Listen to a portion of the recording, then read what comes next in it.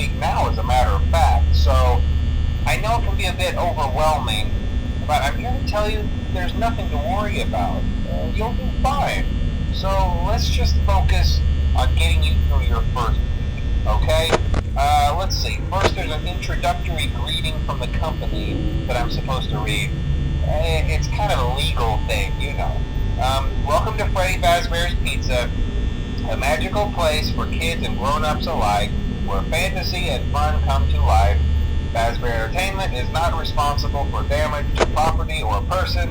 Upon discovering that damage or death has occurred, a missing person report will be filed within 90 days or as soon as property and premises have been thoroughly cleaned and bleached and the carpets have been replaced. Blah, blah, blah. Now, that might sound bad, I know, but there's really nothing to worry about. The animatronic characters here do get a bit quirky at night, but do I blame them? No.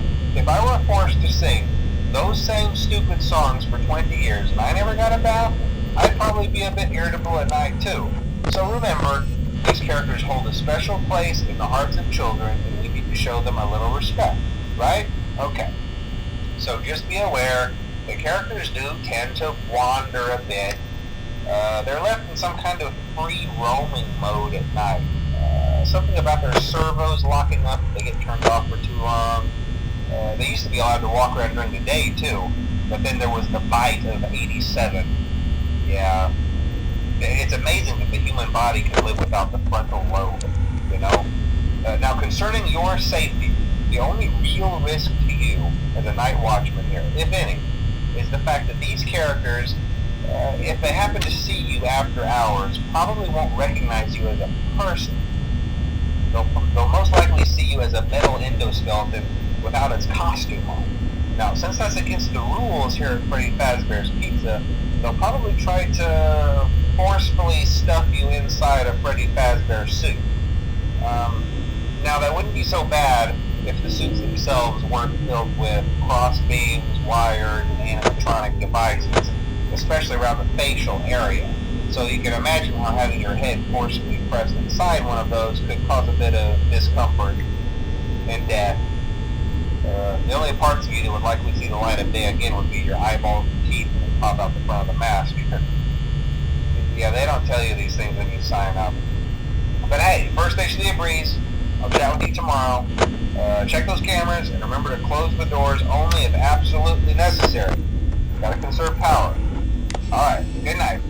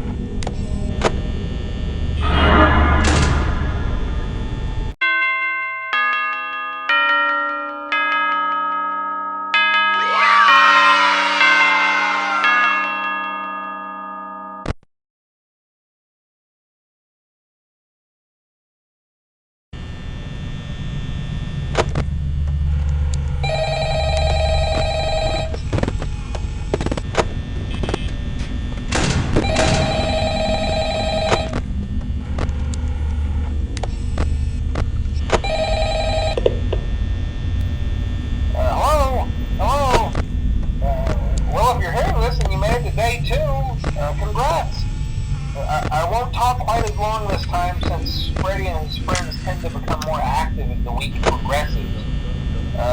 It might be a good idea to peek at those cameras while I talk, just to make sure everyone's in their proper place, you know.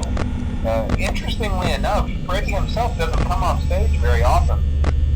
I've heard he becomes a lot more active in the dark, though, so hey, I guess that's one more reason not to run out of power, right? I also want to emphasize the importance of using your door lights. There are blind spots in your camera view, and those blind spots happen to be right outside your doors. So if you can't find something or someone on your cameras, be sure to check the door light. You might only have a few seconds to react. Not that you would be in any danger, of course. I'm not implying that. Also, check on the curtain in Pirate Cove from time to time. The character in there seems unique in that he becomes more active if the cameras remain off for long periods of time.